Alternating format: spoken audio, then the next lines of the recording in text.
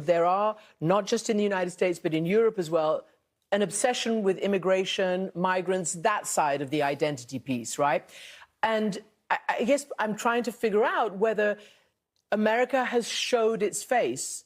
We're going to talk about Europe as well, because they have gone towards, restrictions on migration and free trade as well. But they wanted a president who would stop migration into the US, at least they say illegal migration. Now we've got polls on the first 100 days which suggest the American people feel that he's gone too far, that the mass deportations, ignoring the courts, are just a step too far. What does America stand for? I think America is truly divided on this question. And I think on the whole, a lot of Americans are fairly ill-informed about it as a consequence of just the disruptive force of social media over the last 20 years.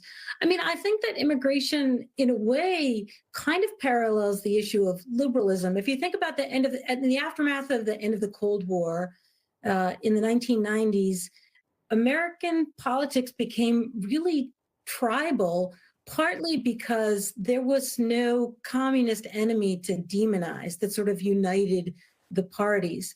And the demonizing of liberalism became kind of the commitment of the conservative insurgency. And one piece of that demonizing involved demonizing immigrants. Not to say that immigration isn't just a substantive policy issue on which Americans have really clear policy differences and preferences, but I think that has gotten bound up in the tribalism of American politics. So it becomes hard to know what Americans really think about immigration because it's kind of a proxy for all the other issues that divide Americans. Mm-hmm.